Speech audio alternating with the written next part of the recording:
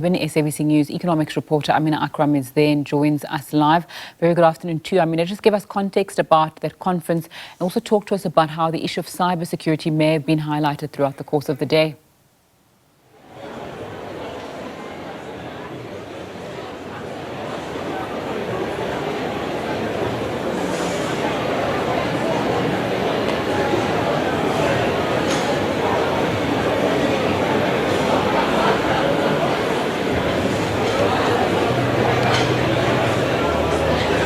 Good afternoon. So we are on the second day of the Govtech conference, and the South African State Information Agency, Sita, yesterday launched an app where young and upcoming entrepreneurs that have small apps or have different kind of apps, it's called Digitech. So they launched it yesterday, and it's going to be live in October. This new innovation will, if you have an app, for instance, and you don't have a place where you can put it, so that's what this app is going to be for. So we are joined here by Buntu, who will explain to us. He's from Sita. He'll explain to us how this app works. It's one of the exciting new innovations that are at this conference. And, it's nice to see young people coming up with such innovative ideas. And he'll tell us a little bit about how this app works for Sita. Buntu, explain, what an incredible innovation. So explain to us how this is going to work. Okay, basically what we've developed at Sita is a Digitech app store. Basically what it's meant to achieve is to support the SMEs to ensure that they have a place where they are able to put their digital products online to ensure that they get the marketing exposure for everyone to be able to access them. So how the store or the app works is you basically, as an SME, you register with us, where we go through a verification process and we vet you, and then you place your app which advertises your products and what you're offering from our side, and we place it in categories.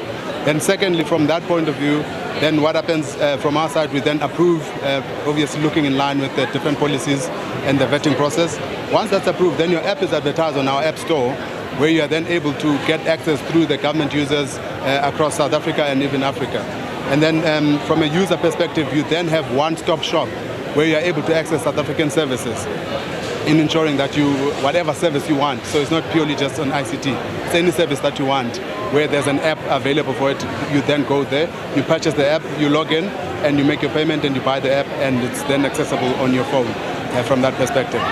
So basically it's going to work like a Google Play and a Huawei app store, where entrepreneurs that have app or applications that they want to sell to the South African citizen and the public and government, this is where they're going to put their stuff at the Digitech app. Is that how it's going to work? 100%. It's exactly like a Google Play or an iStore application. So you basically we register all the applications there.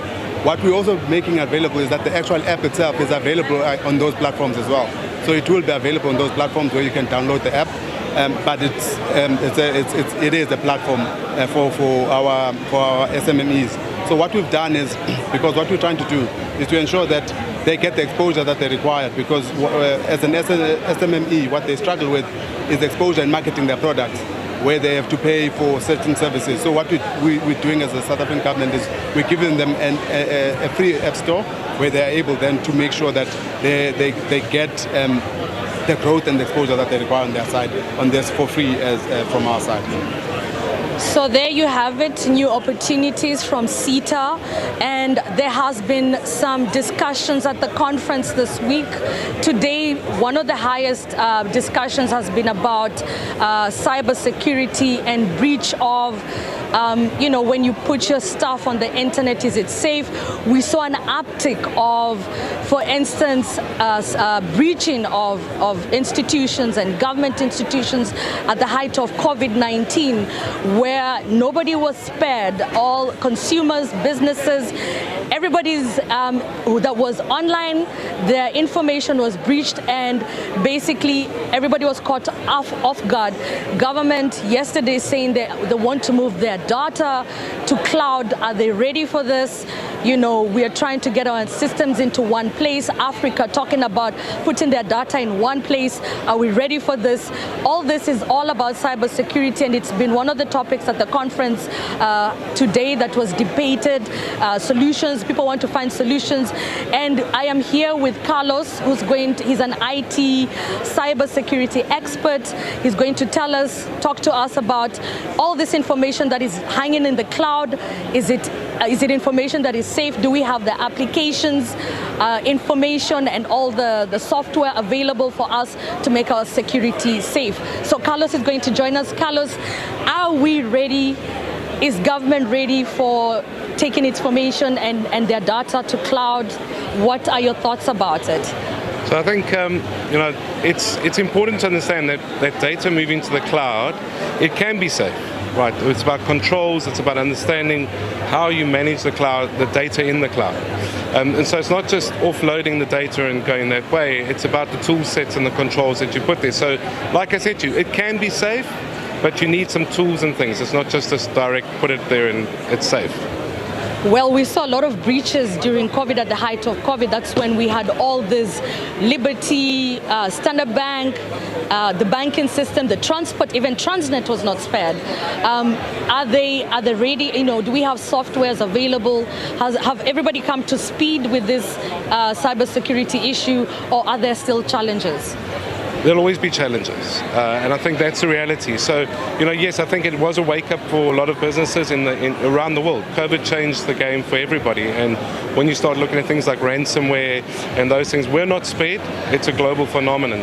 But it's also about the tools and it's the implementation, and importantly, it's about the staff. It's about having the right staff, the tooling and things to support the implementation of what you're doing.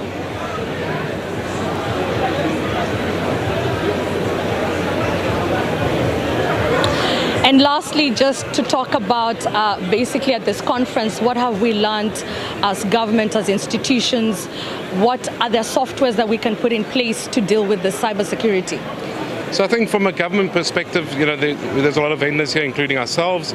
We're here showing what we're capable of providing to the government to allow that transition to, you know, as the President talks, we're talking about the fourth industrial revolution.